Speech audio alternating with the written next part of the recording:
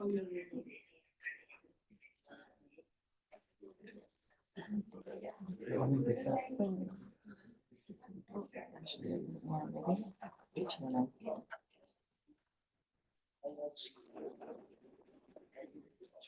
evening, everyone, and Happy New Year. I call the regular meeting to order at 5:30 p.m. May we please have a roll call? Yes. Board Member Aaron Cimental, Present. Board Member Norma Gonzalez, Present. Board Member Patrice Sanzioni, Present. Board Member Dolores Rivera, Here. Board Member Dina Flores, Present. Student Board Member Victoria Ceja, Here. Student Board Member Italia Mancia, Here. Interim Superintendent Dr. Julie Harrison, Here. Susan Ibarra, Here. Tamika Lee Nolasco. Here. Thank you. Thank you very much. A quorum is present. Approval of the agenda of the regular board meeting of January 13th, 2026. Is there a motion to approve? So moved. Moved by Ms. Anzioni. Is there a second? They both did at the same time, so I figured she's second. Ms. Fodor, did you second? I'll second. Motion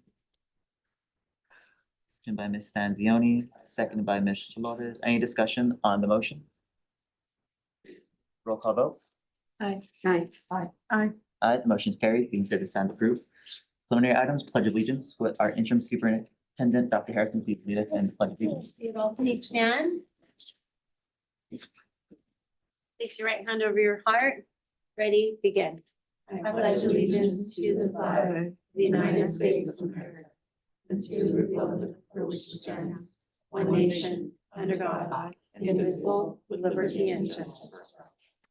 Thank you very much.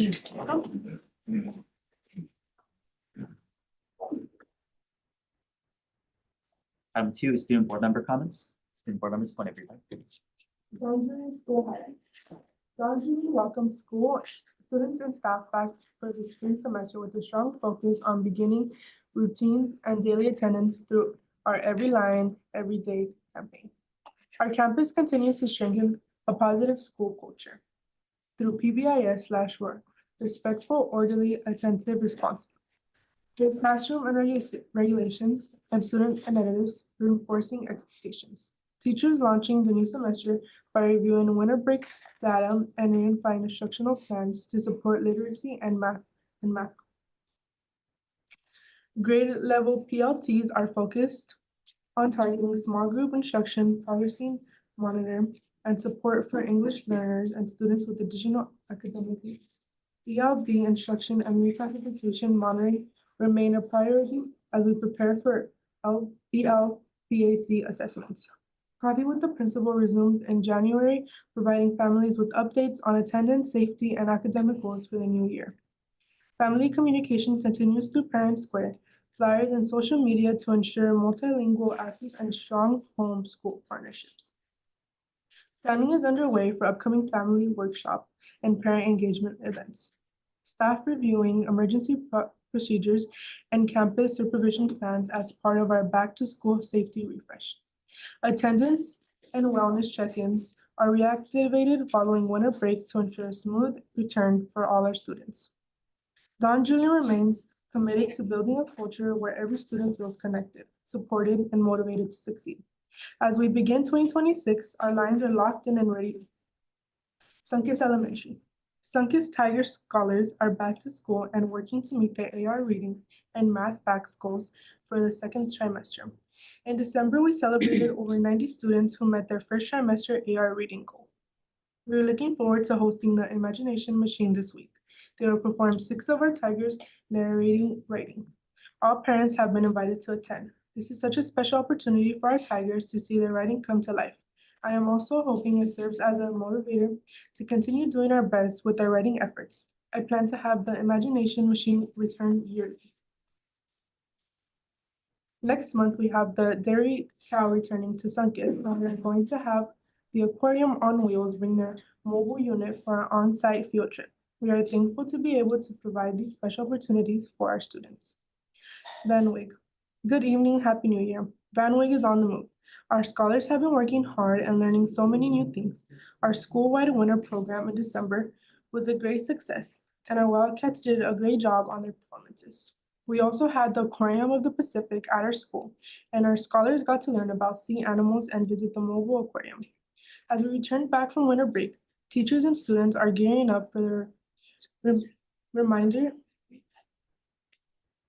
of the school year as we work hard, prepare, and celebrate all of our learning. We are proud of the amazing work and great things happening at Van Wyck. Go Wildcats. Edgewood Academy. As we are returning from winter break, we are excited to welcome our students and staff back to campus and begin the second semester. We are looking forward to a strong and successful remainder of the school year. Prior to the break, our middle school band concert took place on December 11th, where our students musicians showcased their hard work and talent. Our 4th and 5th grade winter performance followed on December 18th, and it was wonderful to see families in attendance celebrating our students' achievements. From December 15th through 19th, our ASB successfully hosted Spirit Week, bringing energy, school pride, and fun to campus through themed dress days and activities. Additionally, our trimester 1 elementary assemblies were held to celebrate academic growth, positive behavior, and the accomplishment of our TK through 5th students. These assemblies provided a meaningful opportunity to acknowledge student success and encourage continued growth. As we move forward into the second trimester, we appreciate the continued support of our families, community, and look ahead to continue learning, growth, and success at Edgewood Academy. Next week, we will also be recognizing our Student of the Month and Citizen of the Month recipients, honoring students who demonstrating outstanding character, responsibility, and positive contributions to our school community. Additionally, middle school award ceremonies will be taking place to honor our 6th through 8th grade accomplishments. Greetings from Torch Middle School, Winter Break Program. Over the winter break, Torch students were offered enrichment opportunities at the school site through our Think Together program. We averaged 25 students daily and the program ran smoothly all week. Most of the activities were focused on visual and performing arts, which the students thoroughly enjoyed. The week ended with a field trip to John's Incredible Pizza. Instructional program, Torch students and teachers returned from winter break on Monday ready for teaching and learning. Torch students are now preparing for the upcoming iReady assessments. This will be our second administration of the iReady test and will provide teachers and parents with vital information about each student's growth since the beginning of the school year. We are expecting to see great gains and significant growth in both math and language arts. All Torch students that complete 16 or more individual pathways lessons each month are rewarded with an In-N-Out or Chick-fil-A gift card to provide extra motivation for students that need it, and to reward students for completing all their assignments and taking their growth seriously. Spelling Bee. Torch scholars are preparing for our first school-wide spelling bee that will be taking place this week on Thursday, January 15th. Our best spellers from each grade level will participate in a school-wide competition. A first, second, and third place winner will be crowned for each grade level. The first place winners will move to participate in the Los Angeles County Spelling Bee in the spring. Board members and district administrators are invited to join us to cheer on our best spellers. BHS, greeting and Happy New Year from Bassett High School. We are so excited to start the second semester of 2025 or 2026 school year. Our seniors are anxiously waiting to hear back from colleges. We have our spring rally this Thursday. Our students are excited to begin the second semester and all of the exciting activities that come with the second semester. In the world of athletics, we are having some great success. Our boys basketball team has a 1-1 record currently in the league. Girls basketball has their first win of the season. We are so proud of our athletes. Girls soccer secured a hard-fought 1-on-1 tie versus La Puente. And boys soccer is starting the season out strong with 2 wins in league. Our wrestling team is having great success. Our students finished strong with our Olympians, taking some significant wins against opponents at the Bishop Amal Wrestling Tournament. We will also be hosting a fast food workshop January 31st from 8 a.m. to 12 p.m. UC Riverside field trip January 27th for seniors and juniors. Mount SAC application workshop will be January 30th. We're also proud to say that SBS News showcased our STE Arts, Athletics, and our amazing Spectacular Cafe during their Class Act live broadcast. We are so proud of all the work that is taking place on the BHS campus. We have amazing students and staff. It is always a great day to be an Olympian. Nova Vista High School. Greetings from Nova Vista. Throughout December, Nova Vista High School focused on closing out the second quarter while maintaining strong student engagement and school-wide activities. Students completed Q2 benchmark assessments between December 10 and December 19. These benchmarks supported instructional planning and helped guide academic support as the quarter came to a close. Dual enrollment students successfully completed their introduction to library research course through Mount Sac Antonio College. As part of the program, students visited the Mount Sac campus to tour the library, explore campus resources, and obtain their college student identification cards. Career technical education programs continued to expand during December. Students participated in hand-on-hand learning across graphics, HVAC, and construction pathways. Graphics students worked with Photoshop, HVAC students practiced drawing circuit, and construction students learned tool use while creating wood ornaments. Student leadership organized a holiday spirit week during the week of December 15th to the 19th. Activities promoted school spirit and positive campus culture as students prepared for winter break. The quarter concluded on December 19, followed by winter beginning December 23rd. Students and staff returned to campus on January 13 to begin third quarter. There are 5 students who will be transitioned back to Bassett High School to complete their senior year. We await new students in the coming weeks since returning from break. Staff have resumed instructional focus and preparation for upcoming assessments, including iReady Diagnostic 2 and the submittative LPAC next month. Thank you very much. We will go on to presentations recognitions. Item 1 is textbook adoption process mathematics. Dr. Harrison. Yes, thank you. Tonight, I'm very excited to bring Mr. Tavite to the Board of Education to present on our upcoming and exciting math adoption process. So he's prepared a presentation for you, and you'll have a minute, or you'll have some time to ask questions at the end if you have. Thank you, Dr. Harrison. Good evening, Board President Simmental, members of the school board, and executive cabinet. As Dr. Harrison saying, I'm Jason Tavite, Coordinator Educational Services. It's a pleasure to be here to take you through the process of our mathematics adoption. As you may know, the state of California recently released their approved list of materials in mid-November. And that is long awaited because we've all been waiting throughout the state for new materials. It's such an important need for our students. We know that math is critical for their future success in college and career. So given that it is so critical, we've been waiting for a long time, we felt it was necessary to have a somewhat accelerated process. Where our goal will be to have new materials with our students and teachers in the fall to implement next fall. So given that timeline, we are going to move through a rigorous process. We are going to engage in collaboration and do the adoption right, but we are going to move quickly because we do know that there's a need for these new materials. On this next slide, you may be familiar with this. You've seen me present it to you before, but just for everyone's benefit, there are the Board of Education adopted process for how to adopt new materials. The first thing we do is establish an instructional materials review committee. This is a group of teachers. In this case, I worked with our labor partner, Bassett Teachers Association Leadership, to identify the process, which would be to poll our teachers and see who was interested. So we want to make sure that we're getting people who are really passionate about this particular issue. They want to engage in this work. And so we got volunteers from a wide range of all schools are represented. We have all the grade levels in there as well. So that's the first thing we do. Then we are going to look at the materials that we've already kind of gathered.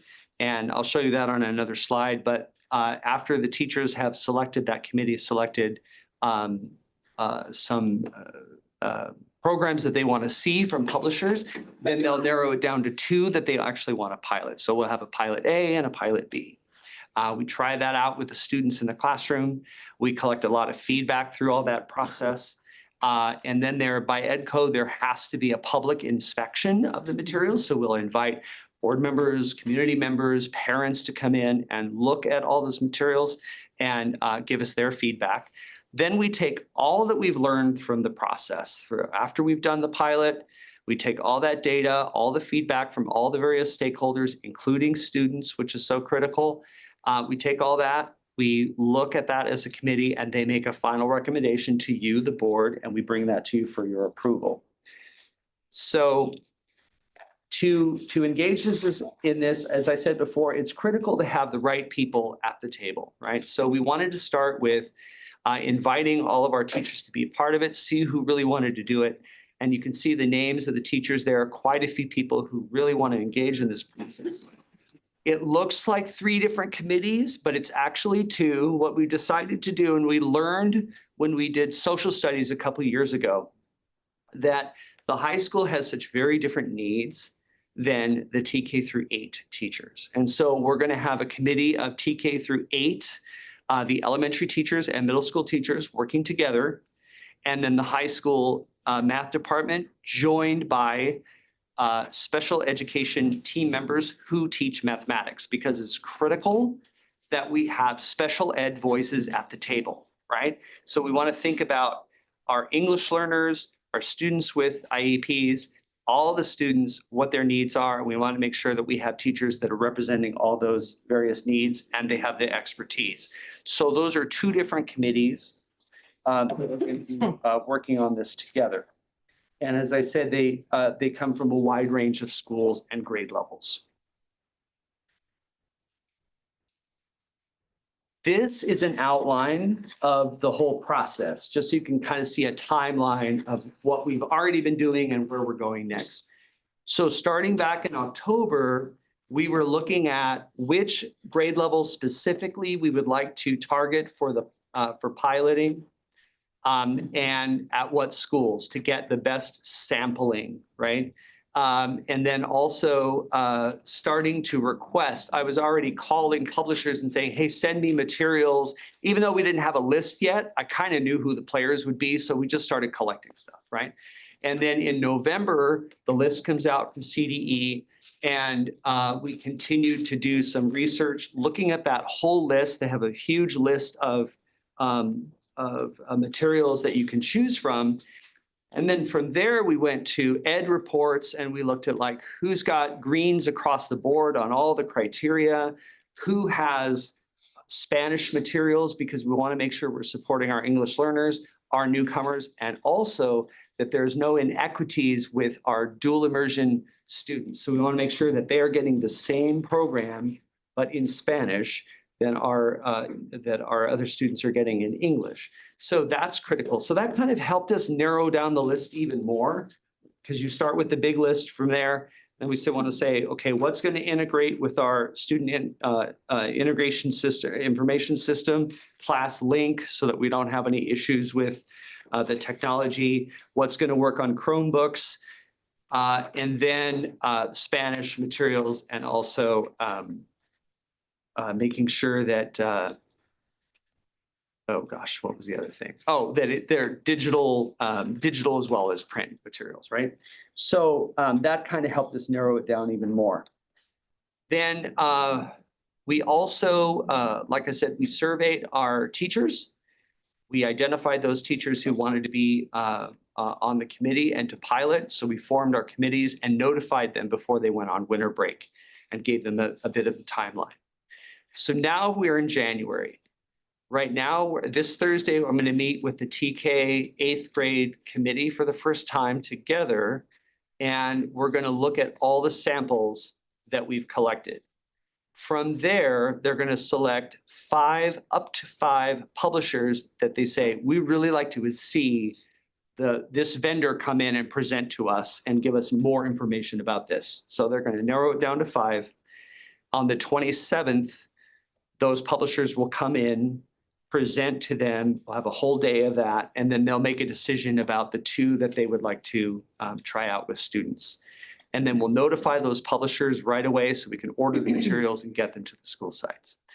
Then you can see in February and March, in February, obviously, we're going to train the teachers on how to use that first pilot A, whatever that company is, make sure that everybody's got all the materials. And then the publishers, we always insist that they give ongoing support throughout the pilot. So it'll go from February 17th to March 27th. And then we'll turn right around and do pilot B. The critical thing that the teachers, and I'll be working with the teachers on this, they have to identify as a grade level where they are in their pacing guide, and whatever they're working on during that time, that's where they're going to look for those materials in the book that support those lessons and teach from that part of the book. So you really are just getting a sampling, but that's really the only way to do it because you can't pilot all year long. When we do the second pilot, pilot B, late March, the 31st to May 15th, and that is the same number of instructional days. It doesn't look like it, but it really is. So then they'll do pilot B. And you're comparing the two texts. It is a bit tricky because you're now teaching different things, right? You've moved on to different lessons. You're not teaching the same. The other way to do it is to have this group do this at the same time as this other group is doing a different pilot, but that doesn't work for us because we're not comparing. Then everybody just sort of fights for the program that they tried out, and they're not really comparing the two. So we've identified this as the process that works best here in Bassett. So then we'll do that until through May 15th. The first week of May, we have the opportunity for the public to come in. We'll advertise that in April. Then they'll come in May and give us their feedback. The final deliberation for the committee will be on May 14th. And then we'll come to you with their recommendation on the 15th of May. And then if approved, order the materials immediately so that we can have them in everybody's hands this summer and do our deliver them to the sites and then do the professional development for the teachers so that they're ready to go. This is a sample of what our notification to the community can look like. This is typically what we've done in the past, and it works pretty well for us. We'll have little cards that they can fill out and give us their feedback, their information, ask questions. If they want to have me contact, and then they can put their contact information down there and we get back to them. But we like to have a variety of morning and afternoon, right, for people who can make it at different times. And that'll happen at the Parent Center there across from the BIC over at Bassett High School. We take all that feedback, like I said, everything we've learned from the pilot, the teachers' experiences, the students' experiences, the feedback from administrators as they go into classrooms and observe lessons happening, and then the feedback from the parents. And we come back to you on May 19th with the final recommendation from the committee for your consideration. And hopefully, I mean, the goal is to get these materials in the hands of students and teachers for next fall, so we can get started in making our math instruction so much better and increasing those scores because our kids need it.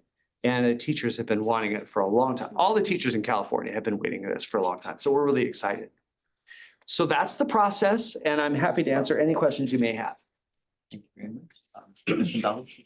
Thank you so much for your presentation. I'm just, do we have a set number of days to pilot? Set by the state or LACO or anyone? No, they leave it up to local educational agencies to decide how they want to do that. In fact, I'm not even sure that a pilot is required. You can just adopt if you want to. I mean, we have identified that this is the process that's fair and really lets us get in there and try it out. But there are districts that will not do pilots and just adopt. In fact, there's a neighboring district around us who didn't even wait for the list to come out and already adopted. So. Oh, okay. My next question was, so I'm, if I got this correct, the March 31st to the 15th would be, for example, I'm sorry, March 27th, February 17th to March 27th would be, for example, chapter 1 through 5, and then the next program that will be piloted would be Right. like 6 through 10 or Right, something, right, because they have their pacing guide and there are sessional standards that they have to work on. Yes. And so wherever they are in the pacing guide at that time, that's what they have to That's what dive they're into, gonna pilot. right? Because we don't want them to lose any instruction as we're preparing for SBAC and, you know, they have to hit all those marks. Okay, and then will potentially PD for the teachers be done in the summer then? Yes. Okay. So it's, there's lots of PD involved in this. So you have the initial PD from the publisher of here's how you get in, here's where everything is, and we're here to support you. And then ongoing like office hours throughout, so teachers can just pick up the phone and, hey, I don't know where to find this, and they'll support them. So we insist on that from our vendors, and we've always gotten that. And then when we've selected a program, then we'll, as part of the contract of that, you'll see it when we bring it for your approval, that PD will be in there to support the teachers on really digging it. Usually it's like 2 full days. Yeah. Of PD, and we'll have that during the summer. And of course, not everybody can come then, so we'll have to have some makeup time in the fall or whatever. But the idea is we want to make sure that they're ready to go before day 1 of school. Perfect. Okay, thank you. Those are my questions. Ms. Stanzioni? Thank you. Yes, this is, having gone through pilots, it's a huge undertaking. Is there any way I can find out where the list is or you have it, if I might see it sometime, what the list was for the adopted books? Just because I was on one of those review panels for the state.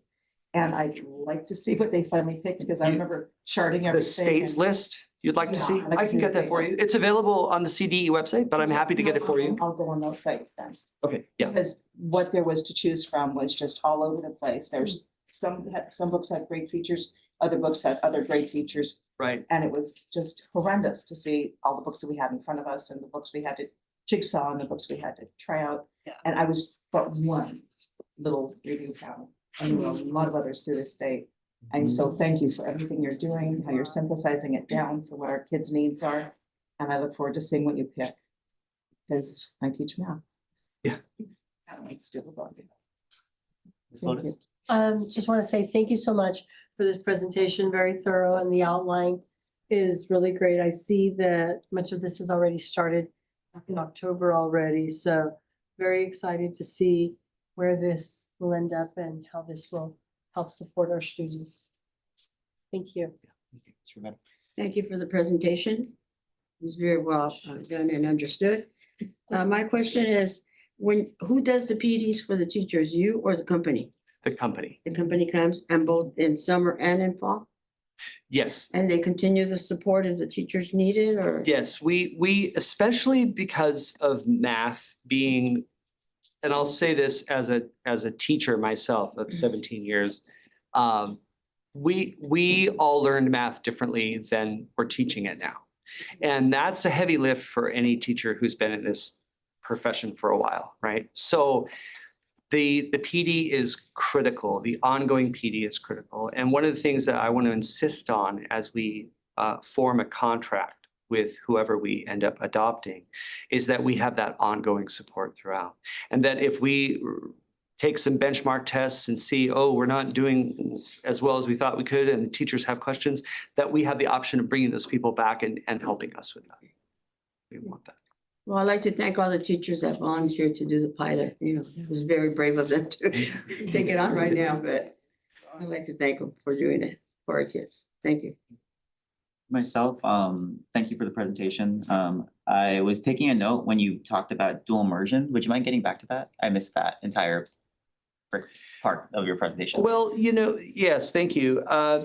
Whenever you talk about translating materials, there's various degrees of how well that's done, right? Some people, some publishers, it's not done by native speakers. It's kind of done almost like a Google Translate kind of thing, and you end up not really getting the essence, right? So you really need to make sure that a publisher has used the right experts to create that material, and that the standards, the learning targets are exactly the same. So there's not, because we're doing it in a different language, there's no inequity of, well, these kids learned this, but these kids didn't get to learn that because it was written in a different language. We want to make sure that doesn't happen. Okay, I guess that was, you kind of answered the question there, because my question was going to be on what considerations are the committee members taking for, our ESL students? Some of these teachers are my teachers, so they know very well that math was not my strongest suit, but obviously comprehension is a huge part of math in and of itself. So that's, I guess, the purpose of me asking for it. I look forward to hearing, like, seeing how that goes, but even when they do the professional development trainings, I'm presuming there's going to, like, I guess, when the teachers who are part, specifically at Sunkus, who are part of the dual immersion program, do they also get like a tailored professional development opportunity to do what you kind of explain to making sure that it's the same curricula, whether if you are an ESL student or a general ed student, it's not gonna be too big a disparity that the teachers are getting the training on how to do that? So, yes, I mean, the PD should be specific to the materials the teachers are using. So I hope I'm answering your question. I don't think know. so. I think I'm probably getting like way ahead of myself. I'm just wanna make, I think it just depends too, if I may, that Yeah. what program they use, because some publishers do offer the dual immersion version Right. and some don't. Right. okay, The same thing goes with SPED. Some offer the SPED version and some don't. So that would, I think, depend on who the publisher is going to be. Right, and yes, and that's one of the things we're looking for, to make sure that it has all that, and we try to, even before narrowing it down, like I tried to do some of that work for them by kind of vetting some of these companies before we even bring it to the teachers, because I don't want them to even really like consider something that's not gonna at least check off our minimum boxes first, so that what I'm bringing to them kind of already has passed all those benchmarks, all that scrutiny. Yeah, and I'm just looking at the list, just to, further answer your question, there are two teachers on the elementary team who teach dual immersion. So those voices are at the table. thank you very much.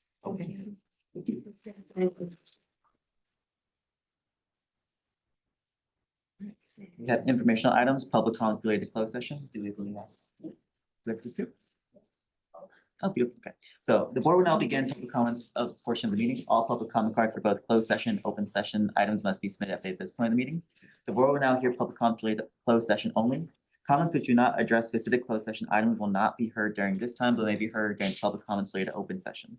In order to conduct the public's business of the district in an organized manner for the privacy and safety of community members and to help district staff respond more directly, the board requires that public comments comply with certain procedures, including when addressing the board, speakers are requested to identify themselves and speak from the podium. Speakers may only address items that are within the subject matter jurisdiction of the board. Speakers may not reserve or grant any portion of their speaking time to other speakers. Speakers are expected to maintain order, decorum, and not disrupt the meeting or use profanity when addressing the board. Complaints should follow the district's complaint procedure before addressing the board, and speakers are to adhere to the applicable time limit of 3 minutes. Excuse me. The total time allotted for public comment on closed session agenda items is set at 20 minutes. In the event the estimated time for public comments based on the number of interested speakers will exceed 20 minutes, the presiding officer may equitably decrease individual speaking time as to permit as many voices as possible. Pursuant to state law and board bylaws, the presiding officer may remove a disruptive individual from a board meeting, so long as the individual is first warned by the presiding officer that their behavior is disrupting the meeting, and failure to cease such behavior may result in removal. If the behavior does not promptly cease, the individual may be removed. To ensure speakers can be heard clearly, members of the audience are requested to maintain a quiet listening environment and silence electronic devices. The board is committed to facilitating the public comment portion of the meeting in an inclusive and organized manner to hear from the community in which the board serves and is accountable to. Thank you. We will first hear Sam Brown from November 18th closed session.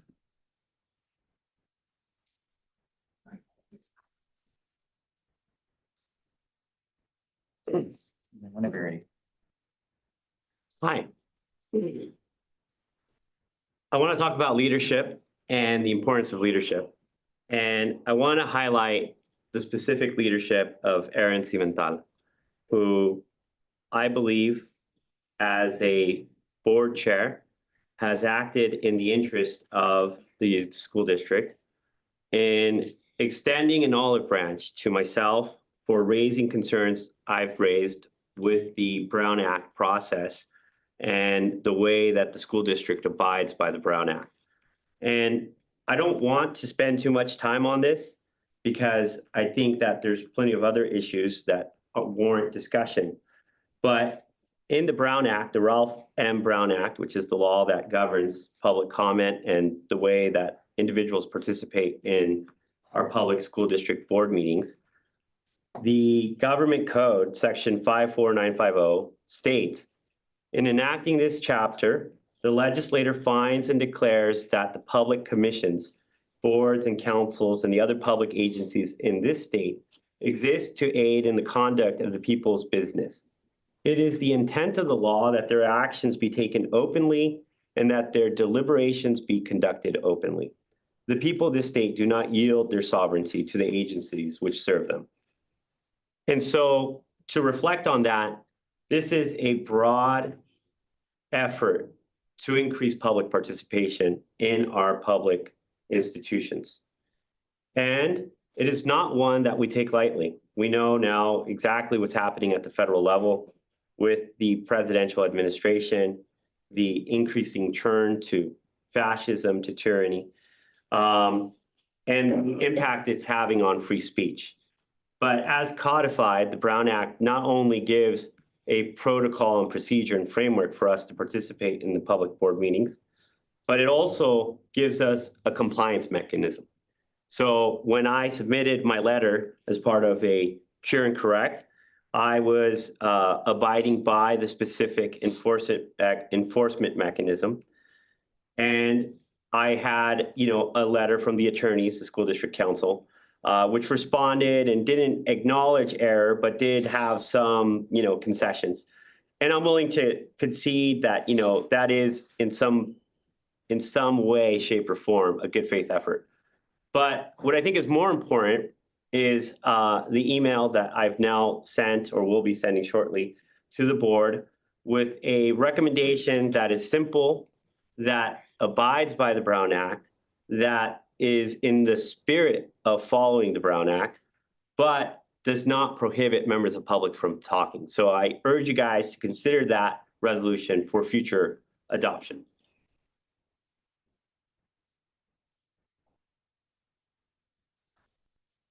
Thank you. We'll now hear from Sam Brown for these public comments related to closed session. Closed sessions.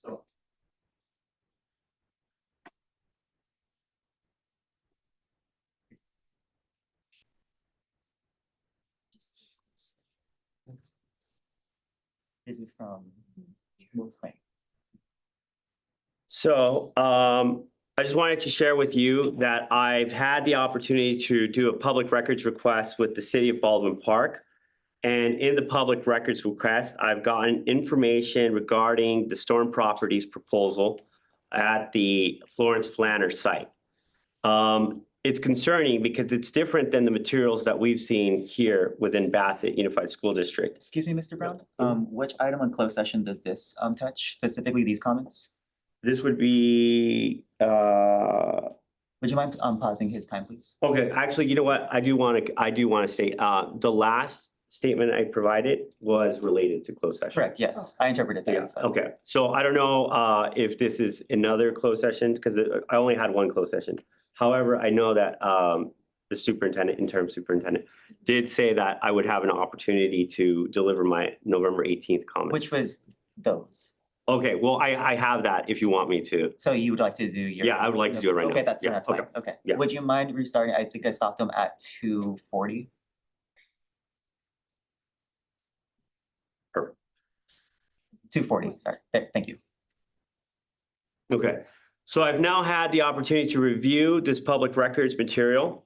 And, to put it frankly, I believe that this is something that needs to be evaluated because as the joint use agreement would provide, the school district, Bassett Unified School District, would be entering into this agreement and would be equally responsible for the resulting displacement impacts that would come from this project. To begin with, the public records material that I received from Baldwin Park has now indicated that instead of 105 units that would be built at the 4.5 acre parcel at Florence Flanner, they're now looking to build 88 market rate multifamily units. This would be 3-story, 2-car garage townhome styles, and that the school apparently would remain open during the construction. But that this would require that they would have to change the zoning to multifamily residential. And currently, it's not multifamily residential. There are significant concerns because while the developer wants to indicate that this would contribute to increased enrollment from family-oriented townhome-style housing units. The total number of students anticipated that would come from this development project, which is a massive encroachment on the Florence Flander Child Development Center, is only 62 students. And that's assuming that they enroll within the school district. Obviously, we know geographically that this site is close to Baldwin Park and the Baldwin Park Unified School District. But we also know that, when more affluent communities migrate into our existing neighborhood, that they don't necessarily send their kids to our school district. And that would be a problem because we would be essentially rendering public land for private gain and private development at the expense of our existing community, the residents of Millbury that are here today, that have been very adamant that they're opposed to this project and that they don't want to see this project move forward without a traffic study that, can analyze the traffic safety congestion issues. But also that, the long-term value and the, necessary rezoning is not worth the proposed benefits. So just wanted to share that. Thank you.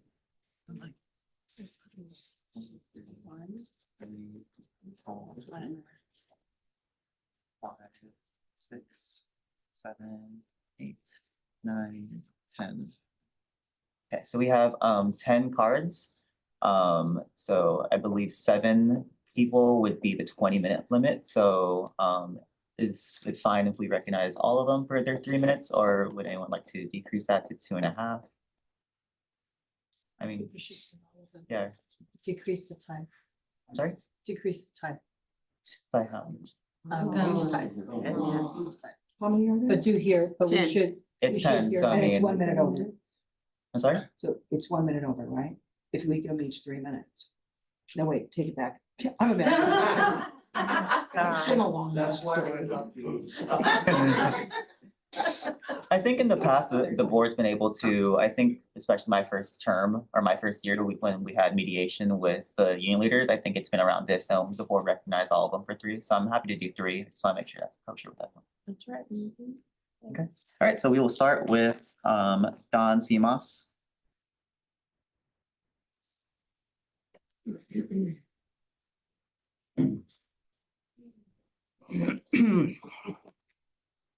Mr. President, members of the board, interim superintendent, Dr. Harrison, senior staff. My name is Don C. Moss. I'm an Avocado Heights community advocate. I'm addressing the issue of board compliance tonight. Substantial verbal commentary has been shared with this board regarding compliance with legal guidelines, so far to little avail. As such, I have provided you with written notice, which is the second step in the formal disciplinary process. And that written notice is also a formal complaint requiring correction and response according to the California Department of Education. I will remind you again that elected officials swear an oath to follow the law. Those of you who believe you could bring your outside clique activities into the board's legally described operations for the purpose of destabilizing the district and its administrators are in violation of multiple state and local regulations. If those violations continue and ultimately result in any of you standing before a court, you will be responsible for your own defense. I doubt your puppet master will be able to bring in one of his ambulance chasers to defend you pro bono. Your responsibility to this committee in which you live is very real and should weigh heavily on your shoulders. The quality of education in California today is very low. You owe the youth in the Bassett Unified School District the best learning experience possible. Take that responsibility to heart. In closing, a world-renowned entrepreneur made this observation 100 years ago. Education offers the greatest opportunity for really improving one generation over another. Thank you.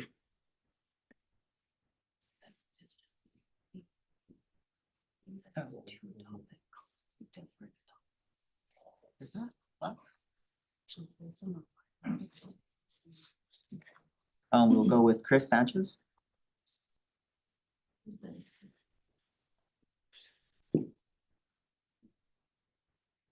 I presented myself.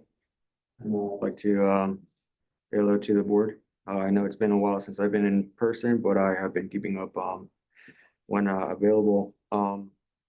Been especially critical for me to present myself here today. I know we all have our busy schedules, but I'm here today because it is extremely critical to urge that the district reject any action that would convert the public land situated at the Florence Flanner Child Development Center into private development. Our concern is abundantly clear. Our students are in need of school, and any alternative consideration should be for the benefit of the affected families and the neighborhoods surrounding it. We know already that there are funds available for stormwater capture projects as well as other green initiatives under Measure W. Florence Flanner falls under these parameters, and it is a great opportunity to promote these green spaces. The district has implemented water sequestration and urban greening improvements in the area in the past with Bassett High School. We also know for a fact that the district has considered Florence Flanner for similar improvements. So the question isn't of if this is a possibility. The question is, why hasn't this already been utilized? There are 5 acres at Florence Flanner that haven't been used in the past years. It's the space that this district continues discouraging the public to use, to the point where it's gated up and people are hesitant to enter the area. We have before us a pathway to support a public climate resilient reuse of Florence Flanner that will also enable a greenway connection between Florence Flanner and Shire Park, creating lasting recreational, ecological, and educational benefits. This approach is especially critical right now as City of Industry considers rezoning that would enable data center expansion and extremely water-intensive land use that would strain already diminishing regional resources in an already over-industrialized area that is in greater need of parks. I don't know if you guys are aware with the rising rate of cancer as well as the lead contamination in the surrounding area. So we already know that our students are in need of measures that are going to promote better health benefits, not deteriorate them, not lead them. I don't see the point in educating students if we're putting them in the same community that's going to shorten their lifespan. On top of that, Florence Flanner is zoned by the City of Baldwin Park for open space and recreation, reflecting clear public intent for community serving use rather than speculative development. Any action that contradicts this intent raises serious concerns regarding compliance with the Naylor Act, which prohibits the use of public school land for private gain. On top of that, the land would also create multiple layers of concerns of safety and physical well-being for the people who would move into this neighborhood if it is privately developed. These concerns are tied not only to the availability of resources like fire department and ambulances, but also the resources that I mentioned are being strained because of the data center. Thank you for your time, and I hope the board considers this. Now hear from Yolanda Pompa. Sorry about that. Good evening, Bassett board members, and a happy new year. My name is Yolanda. I live on Millbury Street, the street that will be most impacted by this project. It is a new year, but we are still here asking you, the board members, to pull out of this proposal of 105 condos at Florence Flanner site. This development brings no real value to our community or to our homeowners in this area. The superintendent who supported this has now left, and I believe it's time for you to make the right decision, one that benefits the children in our community and the entire neighborhood. This project moves forward, we will lose precious green space where our kids can play, run around, enjoy the outdoors, and maybe even learn about science and gardening. Yet, By continuing with this project, you are denying our children those opportunities. This project offers no value to our community, only benefits to you, the board members. Our cities around us invest in their neighborhoods by building new parks, skate parks, baseball fields, and tennis courts for their children. Meanwhile, all Bassett seems to offer are locked school gates. This board is giving our kids gangs, drugs, high dropout rates, and low test scores. Yes, you should be proud of yourselves. Please make the right decision and stop the process. Thank you. Good job. Good job. Hear from Yvette Whitley. You got this. Good evening, my name is Juanetta Whitley. And I hope everybody had a happy and a Merry Christmas. And I do hope this year will bring joy, peace, love, togetherness, and understanding. I'm standing here also asking the board to consider we're getting a park in the Bassett area. We don't even have a park, even for me to go to. I'd like to have a park too. And I would hope you all will consider helping our students that you teach every day have a place to go to enjoy. If we get this park, this will also help every member sitting in here, because you have more children to teach. You'll have more outings for the children. I'm one, speaking of these locked gates on weekends, we can't even get from Millbury through to Flanner because the gate is always locked. It's congested over there. It's crowded. We're getting more homeless people in. It's a little worse than you all think it is. Because you come to the school, and in the afternoon, you go home. We're still there. We need your help. Don't let money make an issue, please. Because there's somebody sitting high looking low at all of us. I can't see your heart, but God can. And I am praying that God would touch your heart and love these children more. Because I have children going to the school. I've been here for a long time. I volunteer in every school here, starting Bassett, Torch, Van Wyck. I even went over on Sunkiss and helped some. You might not know my face. Some of your faces I don't know. But I understand what's going on in this community. If we get all this stuff in here, how are we gonna get water? Water already contaminated. Water's going up in the stores because we gotta buy it. We can't drink this.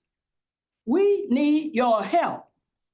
We don't need this zoning sold to anybody, but let Bassett have it to help the community. We can have gardens, we can have soccer, we can have basketball, we can have baseball, we can have things on the weekends and holidays that these kids can go. We don't even have a place to go to shoot firecrackers. And I definitely don't like them. I really don't. But I sure hope you'll consider, because every night before I go to bed, this school is in my prayer. And I never prayed to God that he ever answered. So be careful what you do when you do. Have a blessed year, and I hope it be some more improvement in this school than what we already have. Thank you, Peter. San Francisco. I have to leave. I'm sorry. We have Jim Vega. He's not here right now. He's on his way. Okay. Liz Cruz. Yeah. Yes.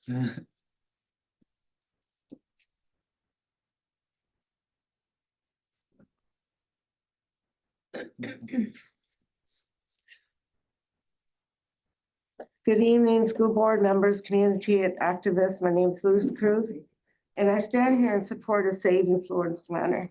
You know, I listen to everybody talk, I see everybody nodding their head. I wish you would just really hear us out for once.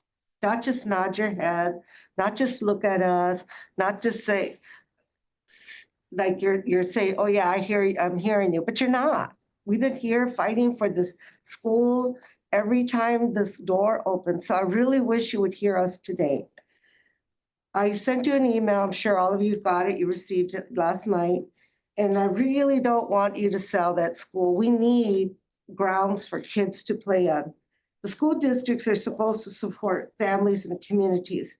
Board members, you should be meeting with parents, teachers to find out the concerns regarding education, mental health services, family therapy, and other concerns. Selling schools does not solve these types of problems. When families' needs are not met, they leave for thriving schools. That's why you're losing. That's why you're losing students here, because you're not thriving. You're killing the schools. If you were thriving, you would be pulling people in from different areas and different districts to come in. And I know that because I'm a teacher from Montebello, and we're pulling people in.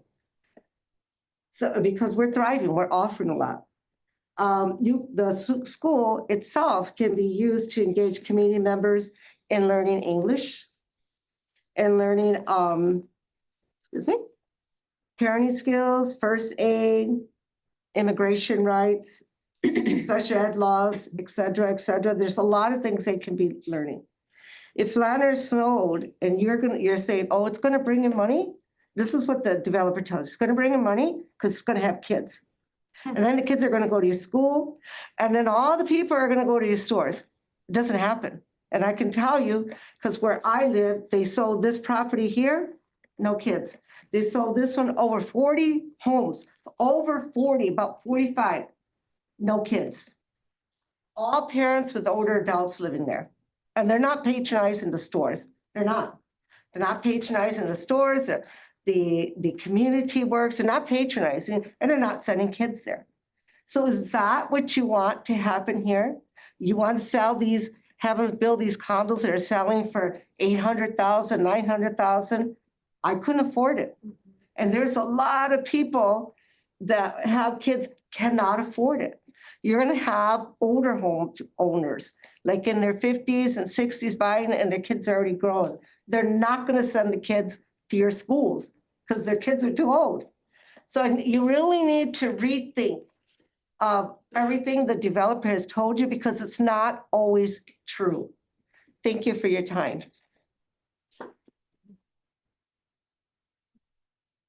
Manuel Maldonado, for the math textbook adoption, I'm sure. the math textbook adoption. Okay. Very well. I have two cards. made. Correct. Good evening, ladies and gentlemen, members of the board, audience. It is very interesting what I just heard this evening in regards to the textbook adoption. And having been a parent of 10 grown kids now, I remember when textbooks were being adopted, I used to be part of the committees to review the textbooks at Nelson, at Sparks Middle School, and at La Puente High School. And some of the things I learned throughout the process, having raised my children, was that sometimes the textbooks, if it was math or English or language arts, are now called, before it was English, now it's called language arts, and any other materials that were being adopted. Sometimes it would be appropriate for elementary schools, but once they got to middle school, it would not be collaborating, or it would not be appropriate. And I remember one of the times when the textbooks, they changed the textbooks to the math. I had kids in elementary, middle school, and high school. And when I went to review them, the kids were having a hard time understanding the transferring from elementary to the middle school because it would just not concur. The teaching methods and the different things were not just what they were learning in elementary compared to what was being taught in middle school. And then when my kids were older in high school, my children were at different levels of math. I remember one of my children was taking trigonometry, and the other one was taking algebra, advanced algebra. So things that they learned in middle school were not really connected to what were they learning in those classes at the high school level. So I hope that once you adopt this program, there's a connection all the way from elementary to the 12th grade. and also the children to be benefited by this program of math. If we're gonna be spending money on new books, I hope they're beneficial to our students. Most importantly, because math is connected to everything and anything. Doctors need to know the difference between metric and our system. You know, the difference between Fahrenheit and Celsius, you know, things like that, kilometers versus miles and things of that sort is very important for people to understand. Also in the medical field, you know, your oxygen, your saturation of oxygen and many other things. And math is very essential basically at every profession that you go to. Also, it was talked about the translation. It is very important that translation is done, not by Google, but by an expert. Being an interpreter myself, I know the importance of getting the communication of what's being done or what's being said appropriate so that people can understand what's being presented. Because I read sometimes messages that come from schools or comes from cities, and they just don't make sense because they Google translate it. Thank you. Manuel Maldonado, for Lawrence Planner property potential cancellation. Thank you. Thank you again.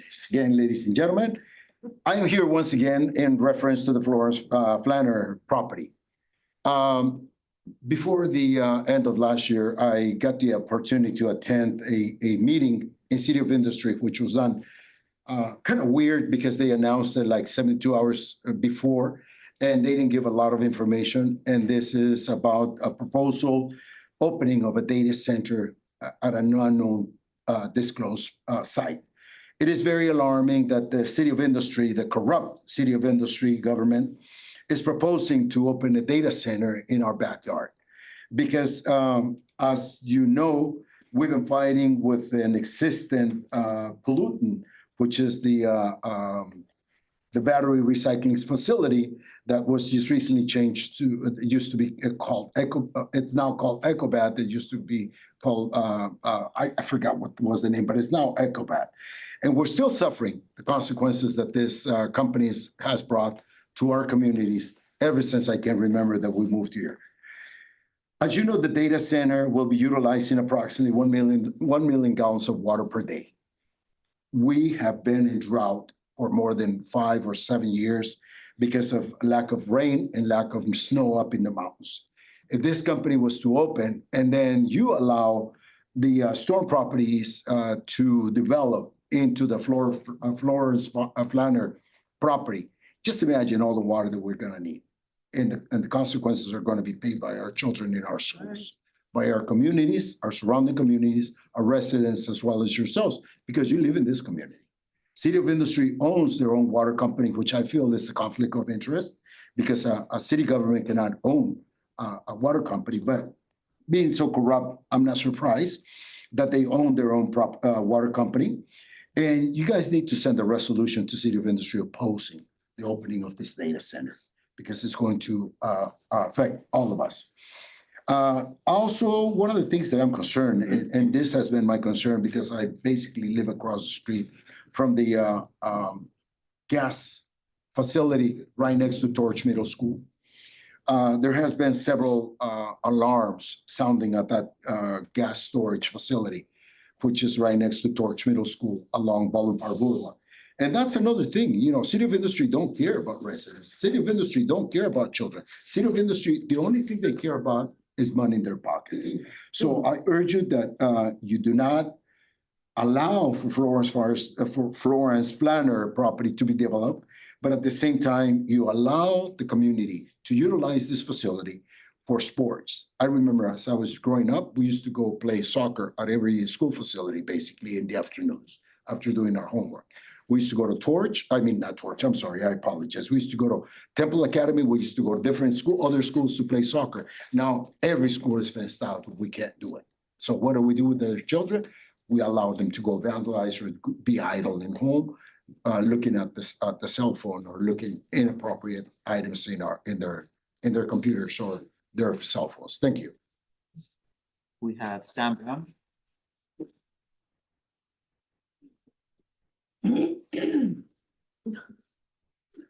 So in my chance to review the agenda today, I saw that on the agenda is a proposal to increase the salaries for the board members.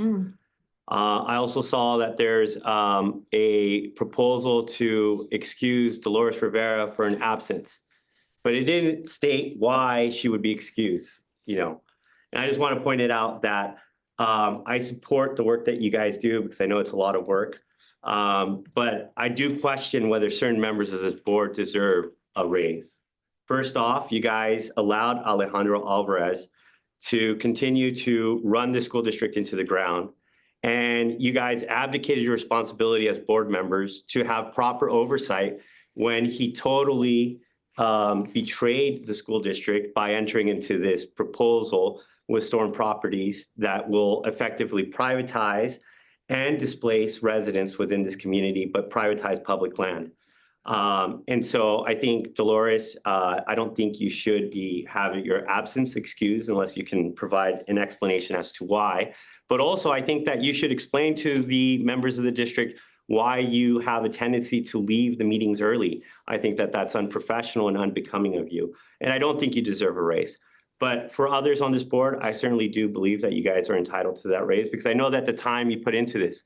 But I'm going to ask you guys today to support us in rejecting the proposal to amend the zoning code in City of Industry without a thorough environmental impact report because of the proposal for them to now accommodate and allow data centers at any industrial, manufacturing, or commercial property within the City of Industry. That impacts us because Don Julian is serviced by the Industry Public Utilities Waterworks System, which is the same water system, water utility system that also services Avocado Heights and parts of South San Jose Hills. But it's very important to remind ourselves that City of Industry owns the Industry Public Utility Waterworks System. And so if we're going to have one data center that consumes 1 million gallons of waters per day, then the groundwater basin that this school district uses to be able to provide water to all of our students, it's going to cost the school district more. And you guys are entitled to a full environmental impact because there is obviously clearly a regional impact to the decision to change the zoning code, but also to consider using the Florence Flanner site as a water recharge a rainwater capture basin, which would allow the Florence Flanner on 5 acres based on one estimate to capture up to 6.5 million gallons of water per day if done effectively, and it can be done. So using Measure W funds, that's an alternate use that is currently available. Back to Jim Vega. He's almost here. On the way. I'm sorry, but if he's not here, we'll have to continue on with the next speaker. We have Francisco Arianes. He had to leave. Not leave, okay. Okay, so then we will go on to communications, superintendent comments. Dr. Harrison. Thank you. Appreciate it.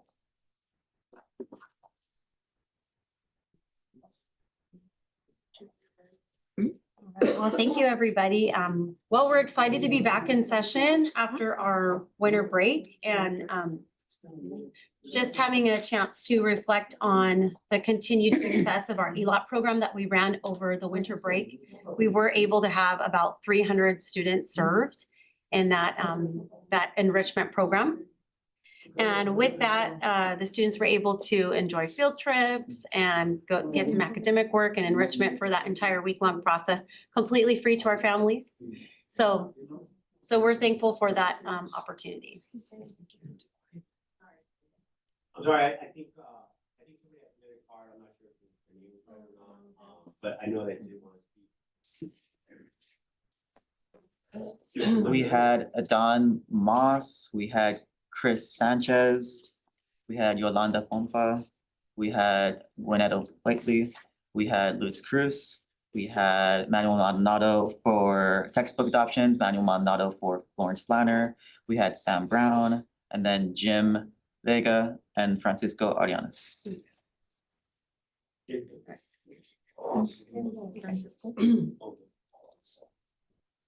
Okay. Sorry, should we continue? Okay. So sorry. So we, Excuse me, sorry. No, Francisco had to sign up for himself, so we're gonna continue on with superintendent comments. Let us finish superintendent comments, please. Thank you. is that Francisco? Is this Francisco? Was this Francisco here in the room? No. No? Okay, thank you. Thank you. Dr. All Harrison. right, yes, we're especially proud of Edgewood tonight. So today we were able to visit Edgewood Academy and they were having a visit from the Schools to Watch designation team, which is a humongous honor that is a nationwide, but the California League of Middle Schools recognizes exemplary middle schools. And today we look forward to the formal designation, but we got the preliminary designation that Edgewood will be one of our schools to watch for this year. Which is no surprise to us, seeing the work that's being done there and the numbers they're putting up with test scores and student achievement. So we're really excited for them. And then finally, as we just completed semester 1 grades, it officially marks the halfway point of our school year, and we've accomplished quite a bit. I want to say congratulations to our senior class that is out there of officially entering 2026, and we're proud of the work they've done here in Bassett all the years they've been with us. And we look forward to seeing a strong finish to the second half of the year. Thank you. Thank you very much. Board member comments. We'll start with board member Dina Flores. Hello, everybody, and Happy New Year. So as we begin this new year, I want to personally wish our students, our families, staff, and community a very happy new year. It's truly an honor to serve this district, and I'm deeply grateful for the dedication and care I see every day from those who support our schools. I look forward to our continued working together in the year ahead as we support and strengthen our students' success. I wish you all health, happiness, and success in 2026. Please know that I am always available to listen and connect if you have questions, concerns, or ideas, and I value our continued collaboration. For the comments that were made that we don't listen, we do listen. But once again, please be reminded, I have asked, if you have something to say, reach out to our superintendent to get information. It is concerning for me to hear that our grades, that we are very low academic. When I'm looking at the California dashboard and we have 2 students here. So what are we telling them? What message are we sending to our students? Academically, we are doing very well. English language, mathematics, we just were looking at that textbook adoption. Our graduation rate is quite high. Career readiness is increasing. So where is this coming from? So this is where I say, get your information. Let's work together because we do want the right information to be out there. And there is some information here that, yes, it is put out there. But as far as fiscal, I had the opportunity over the break to sit down with our CBO. I don't know where this information is that we've run this school into the ground. The district is we're doing well financially. Are we still having a structural deficit? Yes, but tell me a school district that doesn't have a structural deficit right now, okay? With federal funding being cut, there is deficits. Our teachers have gotten increases. And I'm sorry, I apologize. I will not sit here and hear somebody say, show me the numbers, show me the budget that everybody is seeing that this district has been ran into the ground by the former superintendent. If anything, I was here from jump. I started my term with him, okay? And I know where this district was before. And I know where it finished when he left. So to tell me that I don't listen, we do listen. And so I'm curious to sit down. Where is this information coming from? When we say that this district was, Dr. Alvarez, former superintendent, ran this district to the ground, based on what? Based on how? We have a new aquatic center for our students, which they're enjoying, swimming and water polo. We have a new girls' fitness room.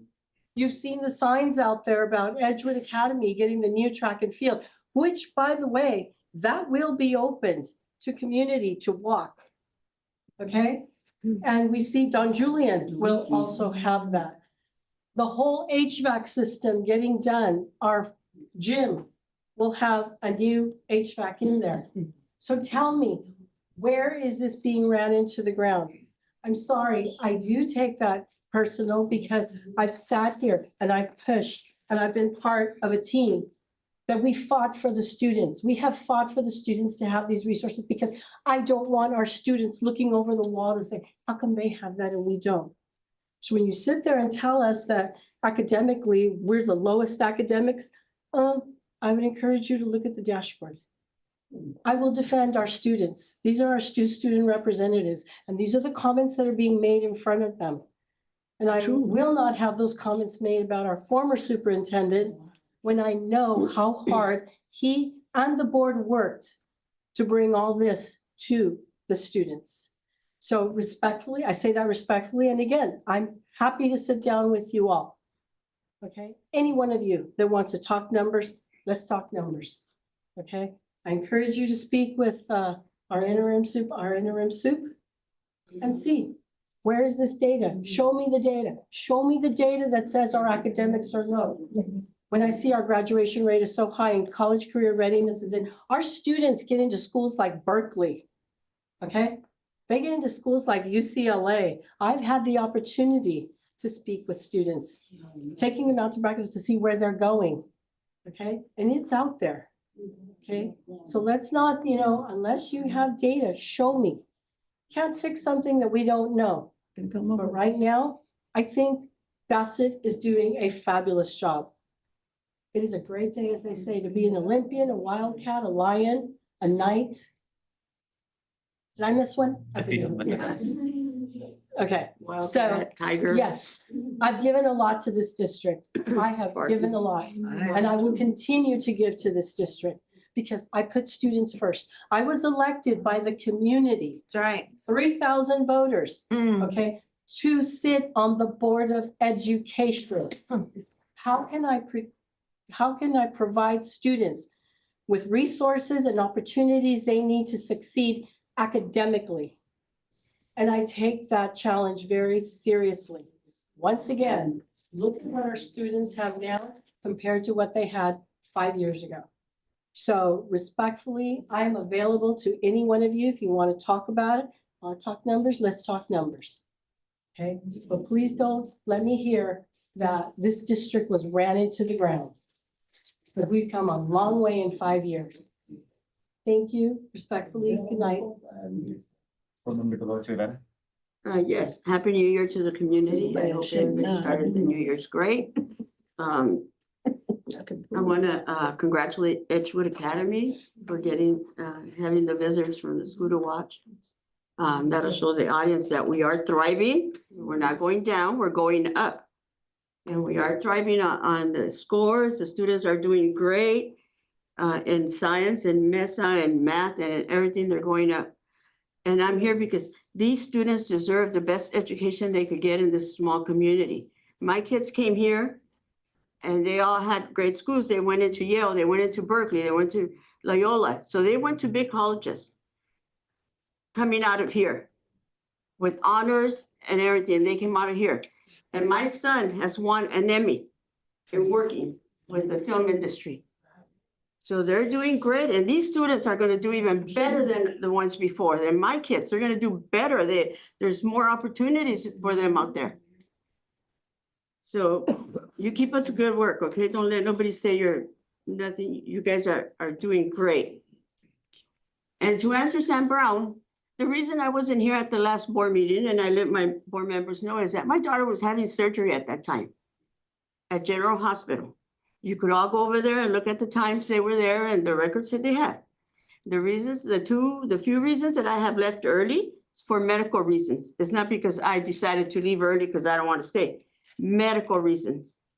Okay, I've been here a long time in the community and I've been here with the board and I've taken this job very seriously. We're voted like her by the community. I have always come up first on the top of the Because they know that I'm here for the kids and I will fight for the kids if I need to. Whatever I need to do, we're gonna do for the kids. Fight for 'em. Okay, and whatever the vote that we vote, I always keep the kids in mind. What are they gonna get out of it? How it's gonna help them? How is it gonna help them, me voting this way? How is it gonna hurt them, me voting this way? So it's always the kids. We're here for our students. Just remember that, our students, we're not a recreational place where we could build parks or anything. We don't have the money and we cannot do that. We're in education. We're in the business of education and educating our children so that they could do much better than my kids did, much better than I did, and go as high as they could go. So thank you, everyone, and good night. Board Clerk Patrice Stanzioni. Welcome back to the new year, Bassett. I'd like to say congratulations to Mr. Riel and his team. It's been exciting watching him grow and develop that school into where it is now. I know when he came in, I wondered what's this guy gonna do with the school? And now we're seeing it. I'd also, I'm excited about the Imagination Station and the Aquarium on Wheels going to Sunkist, I believe. And I believe they went to Van Wyck. They're both really, really good programs that develop the kids' imagination. It gives them self-worth. The Aquarium on Wheels brings the field trip to the school where you might not be able to pay for the bus. You have the field trip right there, and it's really wonderful. I've had both of them at our school. Torch, the incentives they talked about were really good. They mentioned in and out certificates and stuff. Oh, I want to go. But mostly I'm excited about the spelling bee. They're involving themselves with the spelling bee. And if anybody knows, the spelling bee is really, really, really hard. The National Spelling Bee has words in it that you can't even imagine the configuration of these letters and what they're supposed to be pronounced on, much less what their root is. But these kids are going to go for it. I'm excited about that. But as we start the new year, I do have hope and anticipation for the district. Even in light of the actions of this country, I still have hope for this place that we call home, our Bassett. I say that for a simple reason. This is going to sound trivial to you guys, but I'm leaving out Gavilan picking up some tacos. And I drive by the intersection of Temple and Puente Avenue. For years, I've called and asked, why does the marquee just say, board at this time or child development, or mostly board at this time? And I saw this myriad of what was going on in the district, on this ever-changing marquee, all kinds of things coming up.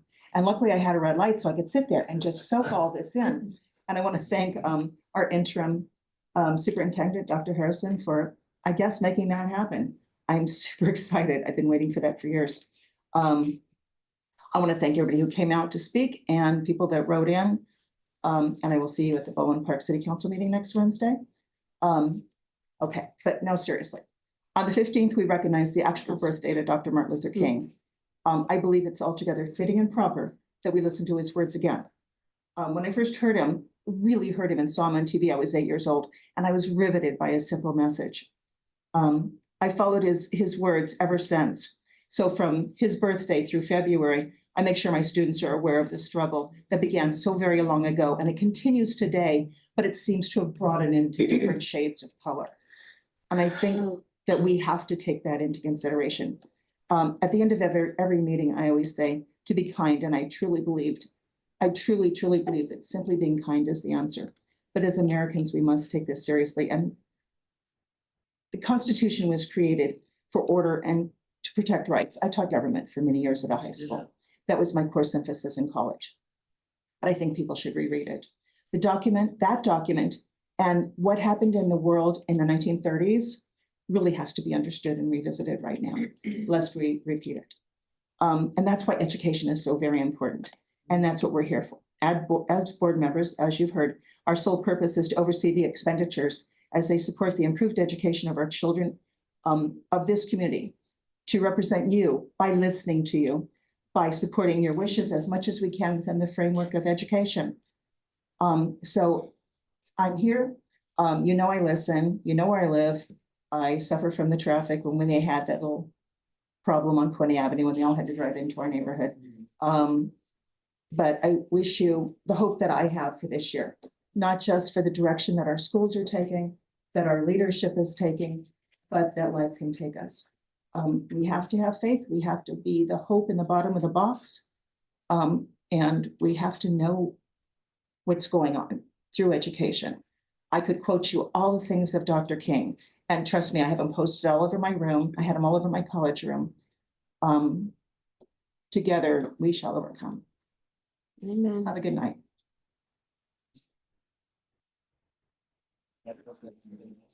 Thank you.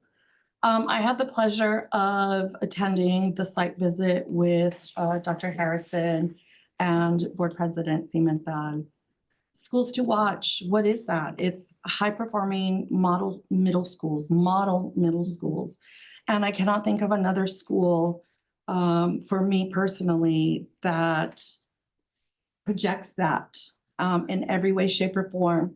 Edgewood Academy was my favorite school to sub at when I was a substitute teacher. And it was the teachers at Edgewood Academy that pushed me to go back to school and get my teaching credentials. And through that path is where I learned my love for special education. So I have a lot to thank them, and I can see the work that they put in and how deserving they are of this accolade. For all of the educators, the staff, the students, the administrators at Edgewood Academy, I am so proud of all of the work that you have done for yourselves, for the students.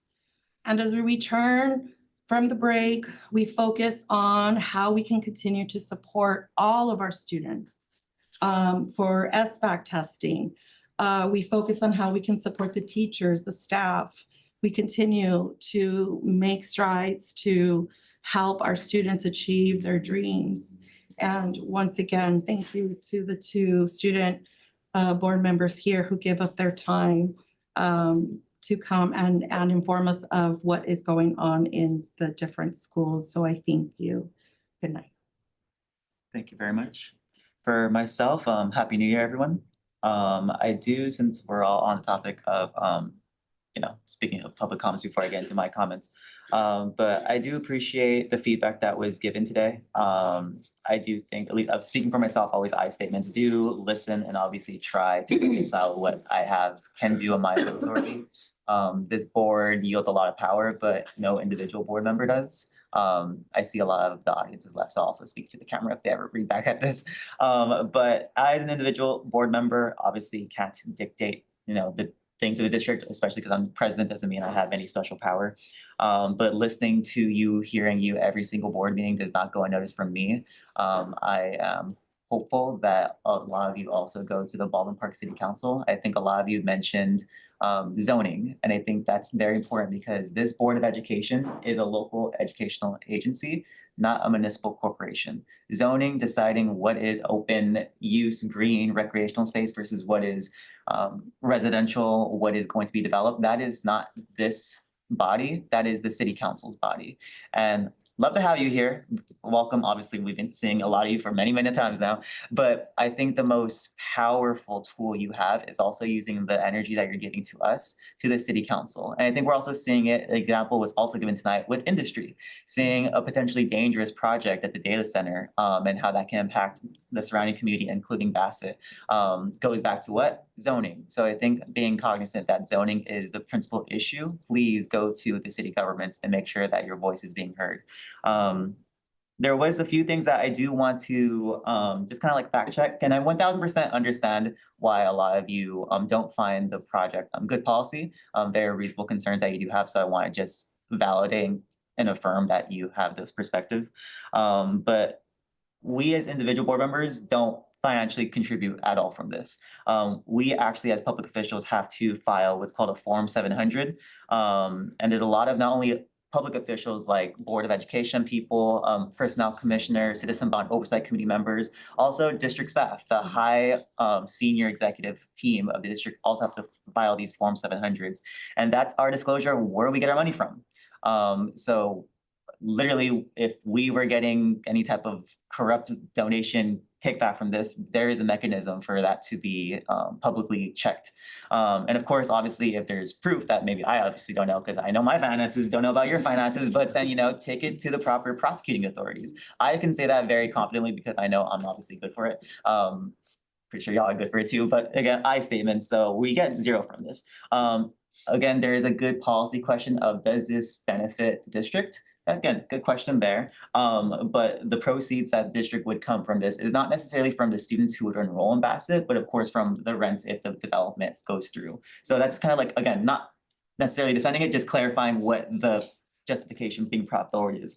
I also have been receiving a lot of emails over the last 24 hours, so I thank the community for sending them. I think we've all been getting them, but there was one thing that was really concerning, and that was at least an interpretation that I probably misread, is a threat to the Child Development Center at Flanner. That is absolutely not going to be impacted by this. So I want to share to, of course, our families and our staff at Child Development there at Flanner that that site is okay. It's just the vacant lot behind the site that is kind of open to consideration. So I want to confirm Flanner Child Development is good. And then it's just a very small thing because it's very confusing even for me as a board member, but there's Storm Properties, this company that, you know, the district has the agreement with, but then there's also a storm capture project at Bassett High School, which is different and it's super confusing even when we talk about it, you know, at the district level. So the one at Bassett High School, the storm capture project is kind of what I think one of the proposals, I forgot who mentioned it, but when it rains, as we saw, we need to capture the water through actual grass and open space ground. So that's what that project at Bassett High School will be. It just sucks that two projects going on at the same time have the word storm in it. So that's just me kind of explaining, wrapping up the things that I just want to clarify, again, just for the sake of clarification. In the same breath of clarification, and I usually wouldn't in any other sense, because I mean, I don't know why anyone is absent. But I do want to speak to Mr. Vera's absence specifically because, I mean, you weren't here, but even last meeting, I even announced at the beginning that you had let me know technically before that meeting was formally scheduled, that you wouldn't be able to attend. Now, of course, I wouldn't want to publicly explain why you did that of your own accord, but I also just want to confirm that it was brought to our attention even before that date was confirmed that you wouldn't be available. So I do want to just reconfirm that I said that again. I said that then, want to say it now that that was out of your control. You let us know way in advance you weren't available on that date. Any other absence, any other time, that's on you. I'm like, I don't know why you're absent or not. So that's that. But it is a new year, so that's me kind of responding to things that were said here. But I do feel this new year, I'm hoping to be collaborative with absolutely everyone in this room. Of course, with our community, with our teachers through this project, with all of you. Collaboration is paramount. I think I wrote that, something to that effect. I reached out, as I often do, to BTA and CSCA. These are our labor unions with the district. I reach out to them maybe like twice a year, just as an individual board member to be like, hey, is there anything that you want to talk about, connect? So continuing that collaborative spirit with our partners here in the district. Looking forward to seeing how the governor's May revise goes. So he announced his budget. Yes, so. From where?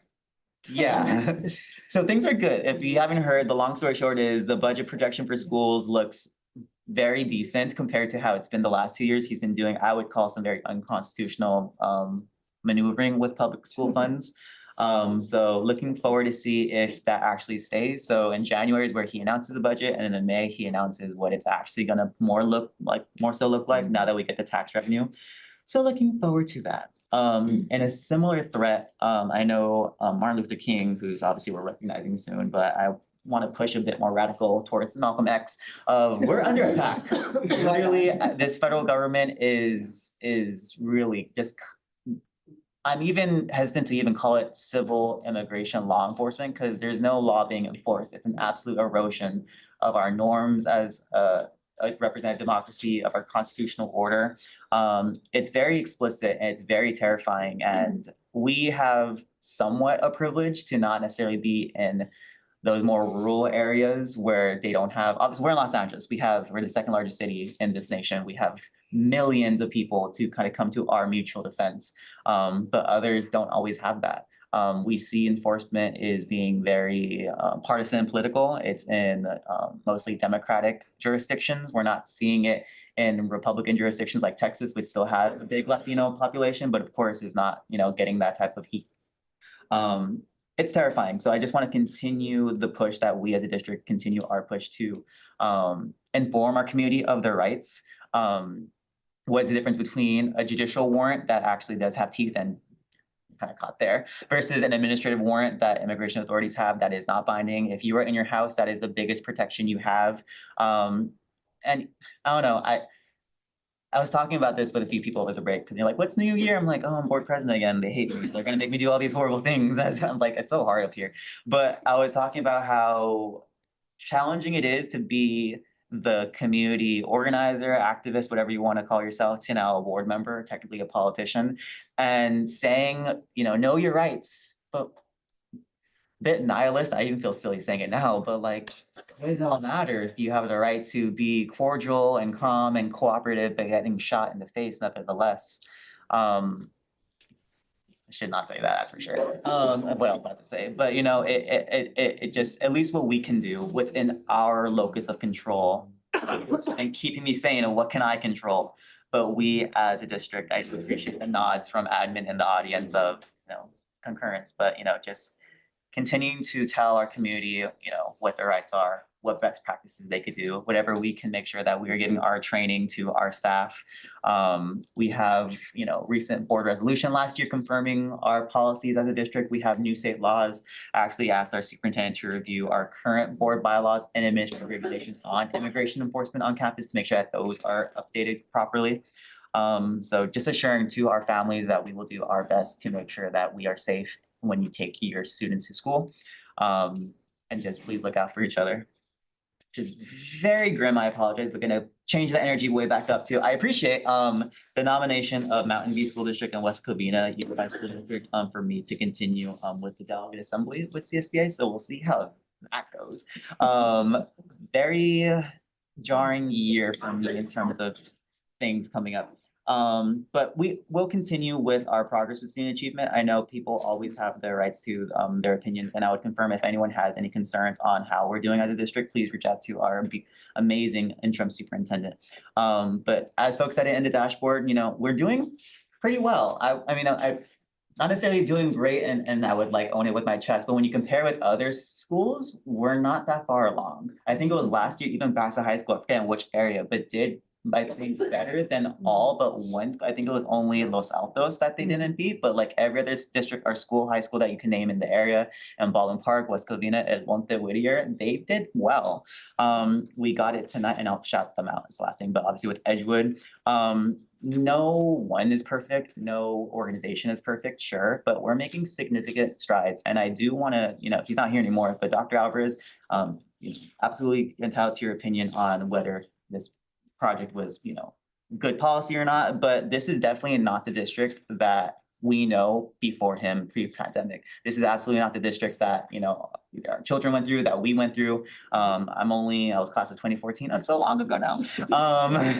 It was cute when it was less than 10 years. Now I'm just like, oh, okay. But this is definitely not the same district. We're seeing the improvements in facilities. With everything that we're able to do with our bond dollars. We are repairing the trust. I do acknowledge that trust was eroded in this district. Absolutely. I mean, and I say this publicly, I've said this publicly before, I feel awkward voting on spending bond dollars because I voted no on the bond because I didn't trust this district at that time.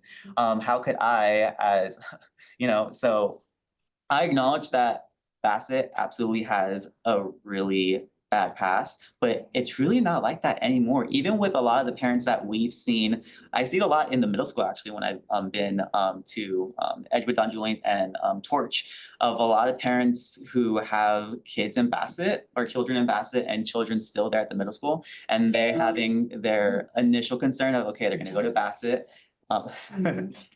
They go to Bassett and they have this connotation of like, is this a safe school? Is they gonna be like academically rigorous? But they have their freshman, sophomore there, and they're like, they can't wait for their 7th or 8th year to go to Bassett because they see how actually good it is.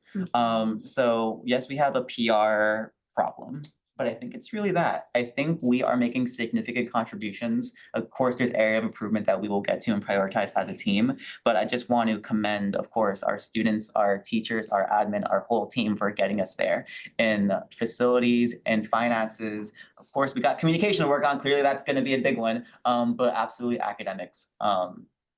Is just my guess, like my last little contribution on that. But Edgewood, I was not expecting for us to be told on the spot that they were going to be recognized as a school to watch for this year. So absolutely amazing. Edgewood has always had that type of amazing lore, even since I was a student here. I just didn't get to be called academy. I always thought like, why are they like better? You know, it just sounded nicer. But Edgewood kids are different. Like you could tell from like the people who went to Torch versus Edgewood, it was, at least in my day, I don't know how it is now. In a good way, like they. You went to Torch, I went to Edgewood. Yes. Trojan, the only Trojan I'll claim, and Knight over here. But even seeing it in like, as I'm looking at, so we had like the last meeting of the day. And it was, you know, the faculty there and just kind of like looking like, oh yeah, these people know what they're doing. Obviously, like I know a few of them since I was a student, they weren't my teachers, but obviously they've been around. And for us to be told right there on the spot by the director, you got it, was really nice and really not I was expecting. So I hope we can celebrate Edgewood in the near future. I had middle school in my mind. They are recognized in their middle school capacity, but of course they are a great school, K8. So congratulations to the Knights community. With that, we will go on to closed session. The first item is conference with labor negotiators pursuant to Government Code 54957.6. Conference with legal counsel, potential litigation pursuant to Government Code Section 54956.9, and public employee discipline dismissal release pursuant to Government Code Section 54957. We will adjourn at 7:10 p.m. Thank you very much. You know, when you all talk about. I'm traumatized with spelling bees. Really? The one word, I was like.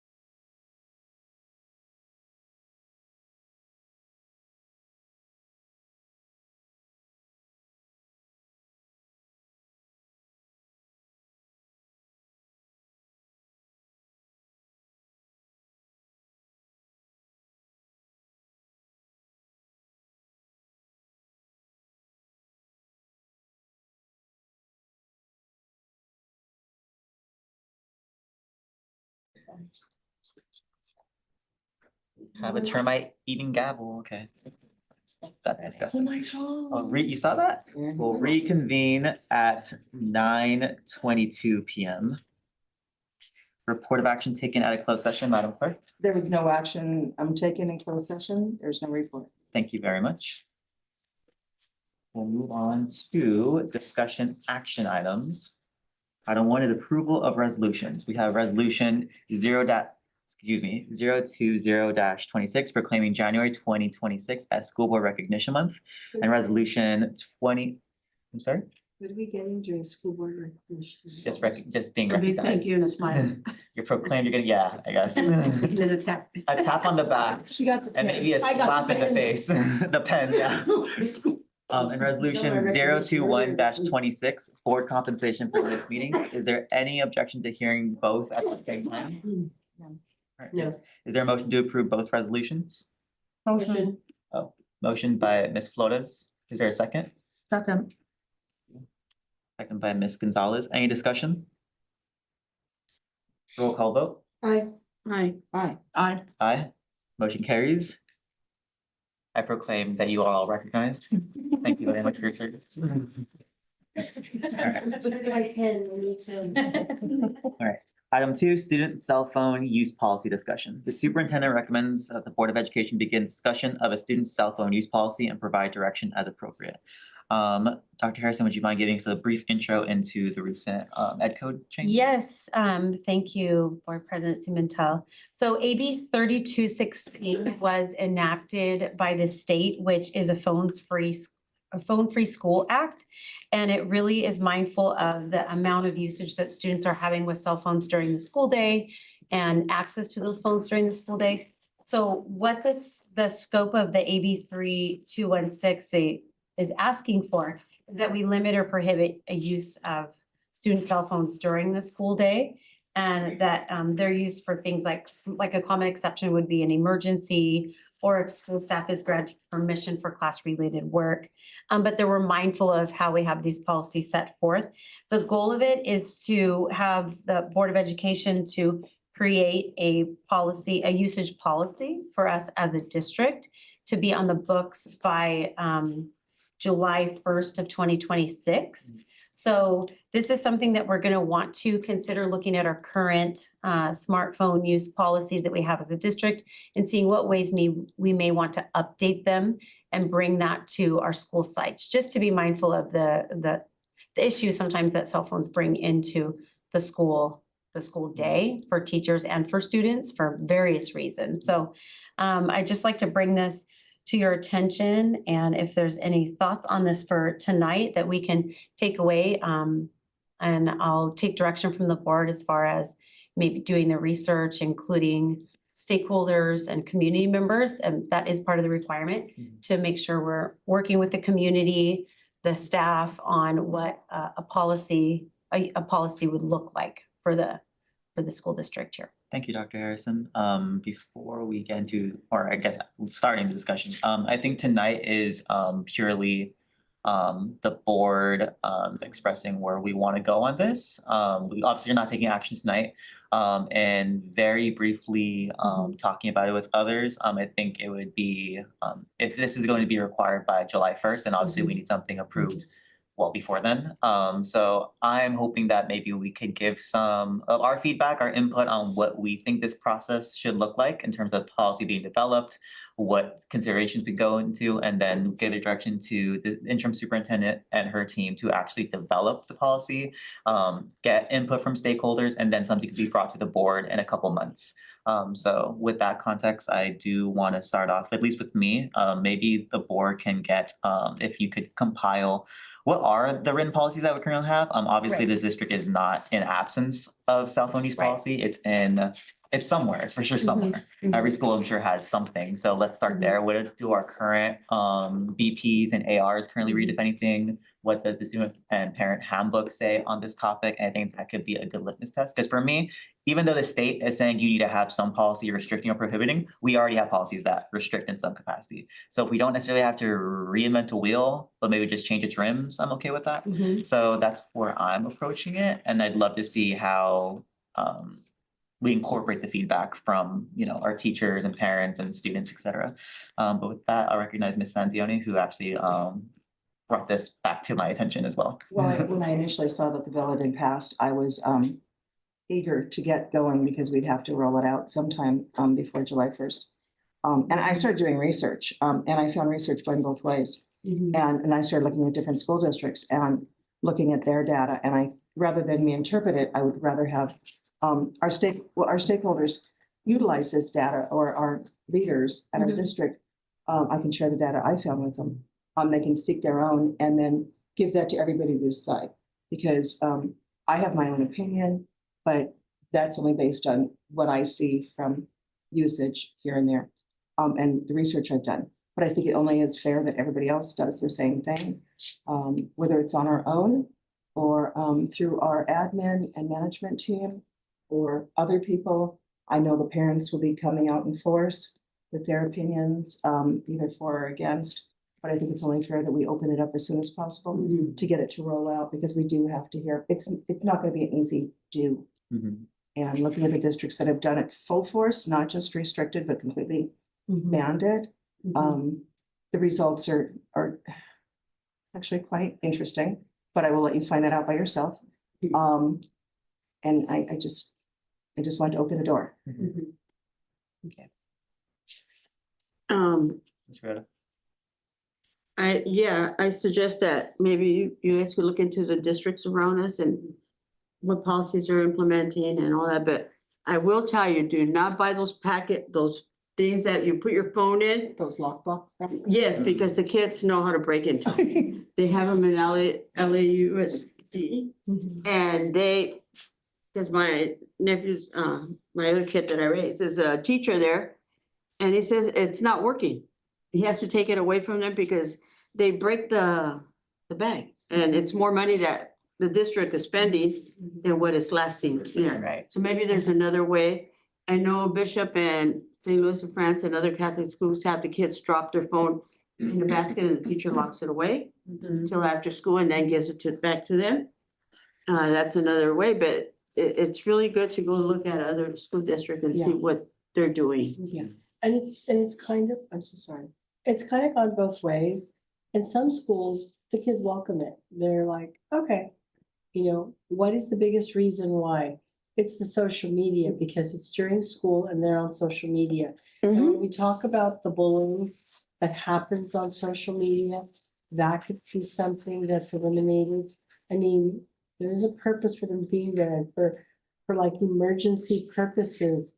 Any student, I am very sure any student on any campus can go to the office or ask the teacher, hey, I need to go to the office, I need to call my parents.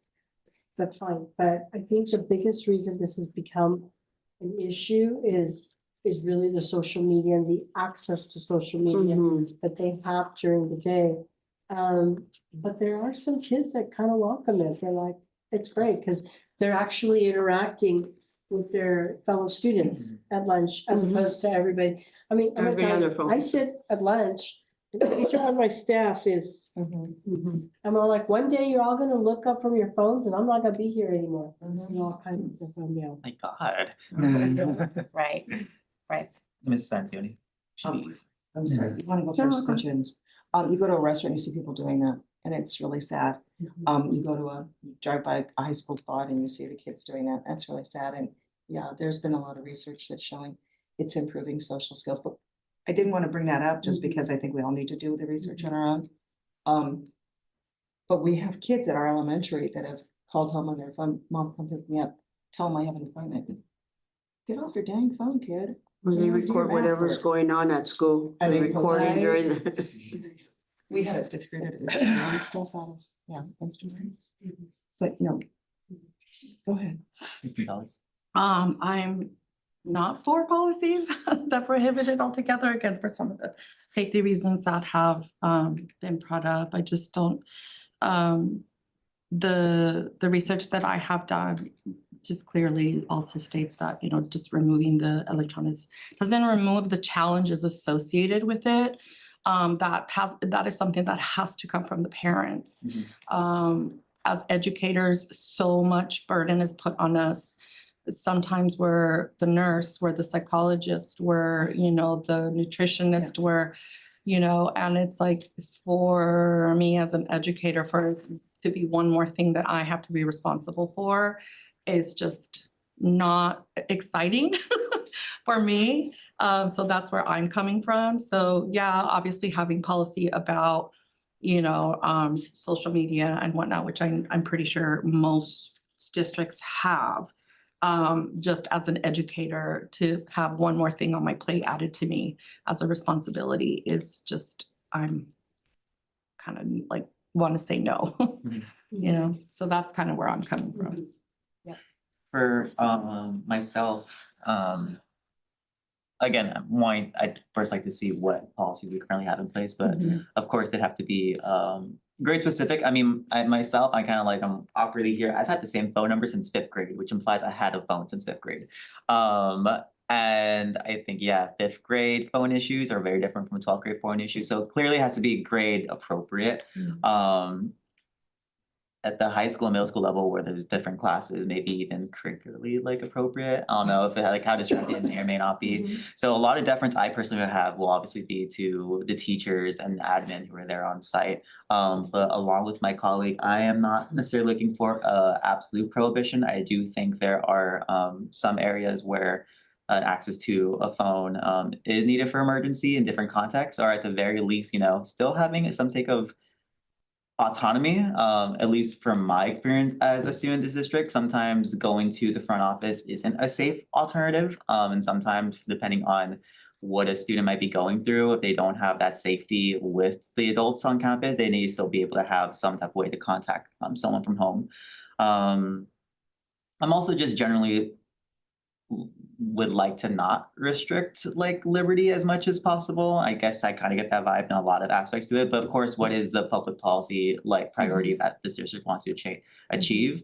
And I guess really getting some like feedback from our teachers and staff and parents of what is this truly about? Is this about social media? Is this about a student achievement? Is this about bullying? Is this about distraction? Is it a combination of those things? Is it one more than the other? So really getting into what is the issue here and seeing, maybe even looking into the law. Does the law require it be a board policy or an administrative regulation, or is it just some type of written rule? Because I personally would love to defer to the school sites and let them be able to change it as they feel. Yeah, it's like. Well, maybe not. I mean, that's just me. Handbooks, right? Cause if we have, I guess, a consistent the student handbook, I guess that could be the venue that it's placed, but I would just, when it comes to student issues, as much as we can make sure that those who are with the students more often have the most control over the policy development is what I'd like to achieve.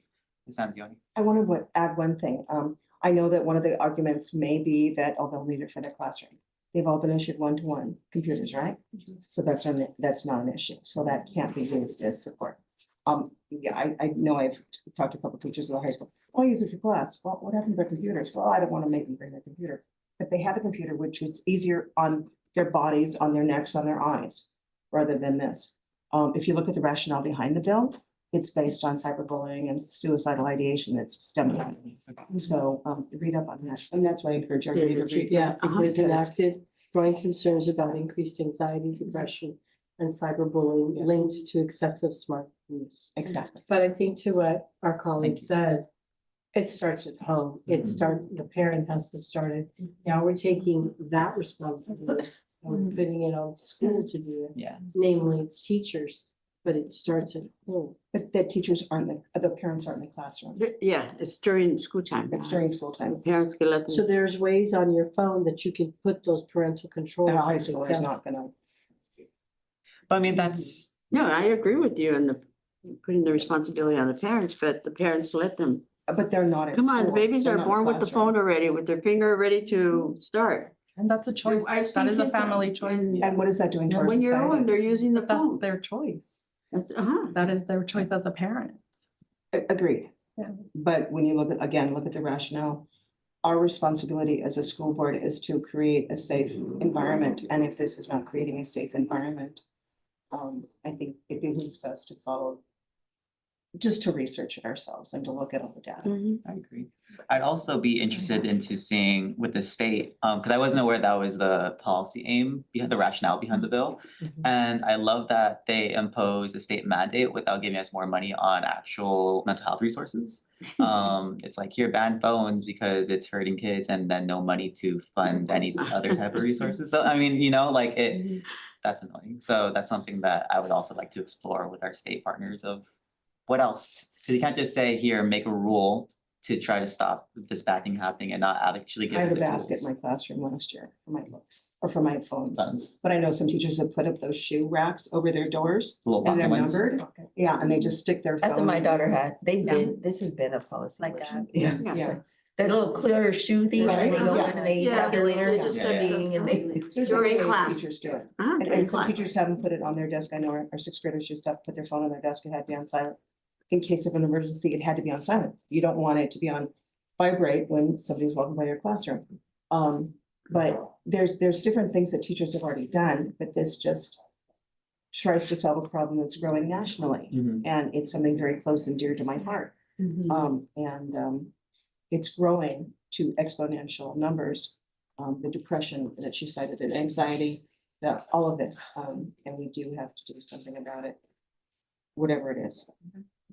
So based off this discussion, maybe Dr. Harrison, you could report back to us and I guess on what a potential timeline or game plan could be of maybe like sometime in February, you could like start pulling in staff teachers or what suggested timeline could be if it's having like open town halls, if it's connecting at contact with the principals, school site councils, just what are the forums that you will be soliciting and incorporating feedback from our partners? Just keeping us appraised of that. And then obviously, I think it's fine to give direction that with the feedback that the team gets from the parents and stakeholders, they could start developing a policy and then bring it to the board whenever it's actionable. Would that be sufficient guidance? Okay. Thank you. And is there any further discussion on this topic? Are we okay off camera over here? Can we move the camera to embarrass cabinet? Can we order they sit in the well of the board? We should have a dunce hat. Some districts make them sit here. That's true. Okay, And in addition, I'd just like to commend the board for bringing this now because in checking with all our local districts, no one has gone down this road yet. I know LAUSD has, they're the big machine that are kind of ahead of things and, okay, let's just do this now, but in checking with in preparation for our meeting tonight, I did check with the local districts and we're one of the first ones out the gate, so they'll be looking to see what we do with it. so being proactive. And it's good because now Pressure. those bags don't work. Those Right. black bags don't work. Right. Don't spend money on them. Thank you. They have those at concerts sometimes. They do. Comedians, right? Okay. All right, we move on to consent calendar. All matters listed under consent calendar are considered by the board to be items that will be enacted by the board in one motion. There will be no discussion of these items prior to the time the board vote on the motion unless members of the board, staff, or public request specific items to be discussed and are removed from the consent calendar. Are there any items under consent a member would like to hold? All right, is there a motion to approve the calendar as scheduled? Second. Motion by Ms. Flores, seconded by Ms. Rivera. Any discussion? Roll call vote. Aye. Aye. Aye, the motion carries. The consent calendar is signed. Adjournment. The next regular board meeting will be held on January 27th, 2026. Adjourn the regular board meeting of January 13th, 2026. Is there a motion? So, Ms. Rivera, is there a second? guess I don't wanna go home. I'll second. I'll Weird. second. I mean, I already No, seconded. Roll call vote. Aye. Aye. Aye. Aye. We stand adjourned at 9:41 PM. Thank you, Bassett. Good night.